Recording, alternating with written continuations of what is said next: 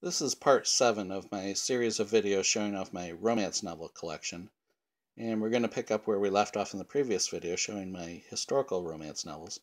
Now, I've actually only read one of the books that is shown in these stacks, so I can't give out too much information about them, but we're just going to run through these. Of course, everyone knows Jane Austen. She was the sort of founding mother of the romance novel genre. This book here is from 1960s. You can tell from the price there, 60 cents. And Airmont Books published a lot of classic novels during that time. And we have two others here. Now, I believe I have Sense and Sensibility, probably in a larger edition, because it wasn't with my paperbacks. And we have two of the Bronte sisters here.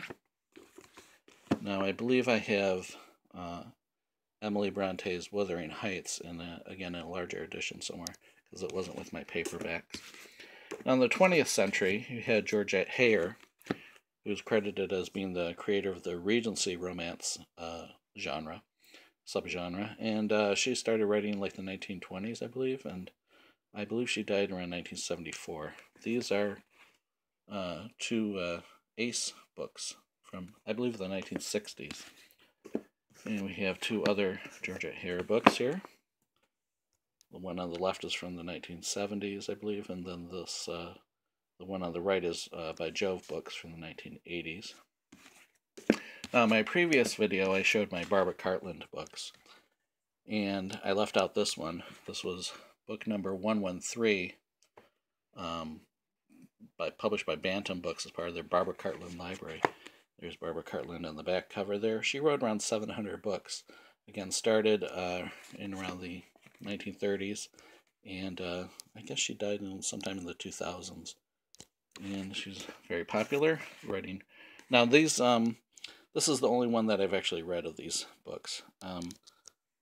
Rose Meadows wrote this, Farewell to Love, original British title, The Show Must Go On. This was published by Pocket Books in around 1973. But it had originally been published in England in 1968. And it concerns Dorothy Jordan, who was actually a real person, an actress who lived during the Georgian or Regency eras. You can actually look at her Wikipedia entry under the name, I believe, Dorothea Jordan. And so this isn't, even though it's marketed as a romance, you would think this is a romance novel. It's more of a novelized biography, and it doesn't have a happy ending like many romance novels do. Now, here are two historical novels written by Elizabeth Mansfield, who wrote during the 1970s and 1980s. Her real name was Paula Schwartz, I believe, and she also wrote briefly for the Del Candlelight series. I believe they credited her as Libby Mansfield on one of those.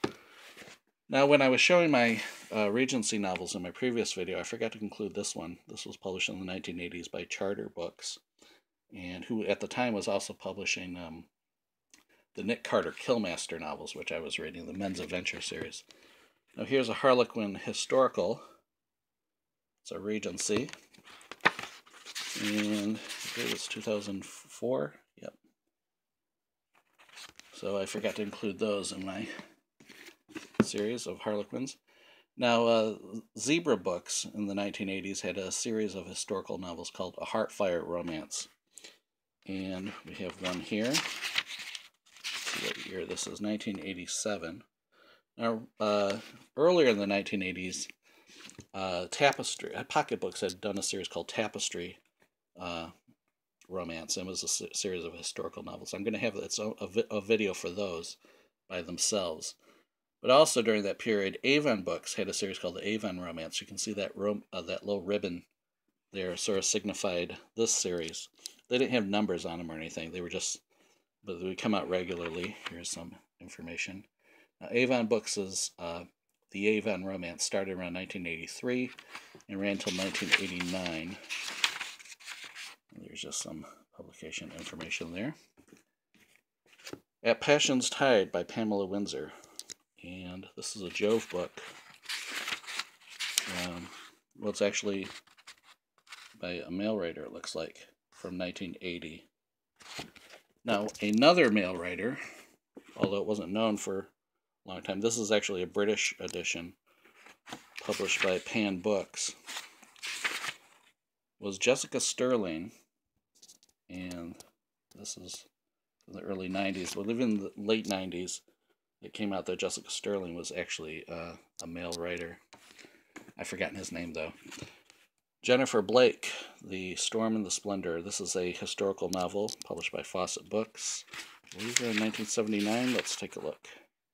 1979 by Patricia Maxwell. So again, this was under a pseudonym. You'll find a lot of pseudonyms in these historical romance novels, and really in romance novels in general. Now, during the 1970s, you had a lot of these very thick, lusty historical romance novels come out in the wake of Kathleen Woodness's successes, The Flame and the Flower, and Joanna Lindsay, and so forth. You would have a lot of those. So this was a writer called Jennifer Wilde. This came out in the late 70s. This was early 80s. But Jennifer Wilde was actually a male writer named Tom E. Huff. And what's interesting here is I have I think he died in the early 90s. And this book, I believe, came out after his death. It was Jennifer Wilde writing as Catherine St. Clair. It's like a Gothic-type novel published by Dell Books. And this book is a reprint of a book that I believe Dell had published in the 1970s, not as Jennifer Wilde was, as Catherine St. Clair. So here you have a case of a pseudonym writing as a pseudonym, but he actually has his real name as well. Laurie McBain was another writer who wrote a lot of these thick, lusty novels. She only wrote 7 books, though, from around 1977 to 1986. I think this is her 3rd book. Actually, there's a picture of her. And mysteriously, she stopped writing, I believe it was, according to the Wikipedia entry, after her father died around 1985. I guess he had helped her write some of these books, and so when he died, she just stopped writing, so it's a bit mysterious. I saw a whole bunch of her books at a thrift store one time, and they were in kind of rough condition, though, so I didn't get them. Now, some of these writers I don't know that much about. There's Catherine Sutcliffe. You know, Onyx Books was sort of an imprint that New American Library, aka Signet, was using for some of their romance novels. Dangerous by Amanda Quick, who is a pen name for Jane A. Krantz, and Jane Ann Krantz. And I like how this opens up so you can see the artwork there. This is published by Bantam Books. There's some more. And yeah, you can see right in there is the copyright info. Madeline Baker, I believe this is a Leisure Books. Let's take a look. Yes, Leisure Books from 1986. And you'll see a lot of these type novels, the Indian, somewhat politically incorrect depiction. The Last Highwayman by Catherine O'Neill. I bought this because it had Oscar Wilde as a character. This was published by Bantam. And you can see on the first page there where it mentions Oscar Wilde. Galen Foley, I believe, started writing in 1990, late 90s, 98 or so. This is one of her books. Again, it opens up to see the image. Let's see when this book was. This is Ivy Books, and published in 2002. The Maiden's Revenge. I don't know anything about this, but I bought it just because the cover looked cool. Published by St. Martin's Press. A book written in 2000. Now, people will also often talk about Danielle Steele being a romance writer. Some would dispute that because some of her stories don't, have happy endings or whatever. They don't sort of conform to the model set by the romance writers of America. But when people think of romance, they think of Danielle Steele, so I figured I ought to buy one. And this one is a more recent one that it looks like a historical, published by Dell Books in 2018. Now, I started reading it. One thing I did notice is that it has a sort of plodding writing style. It's a little bit more telling than showing, which was a bit of a drag.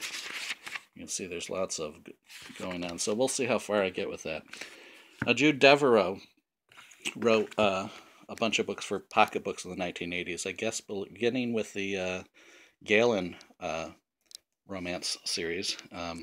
And then also she wrote a book for Tapestry. There she is right there. And she wrote books about the Montgomery family. It was one of the series. This book came out in 1986. Now, I didn't realize pocketbooks also did hardcovers. This was a book club edition of a Jude Deveraux book for 1987. And then finally here we have a Catherine Coulter, also book club edition. She's also a very popular writer. This is a Jove Books edition from 1992. So there you have it, my romance novel collections, and I'm going to have more videos posted soon. So thanks for watching.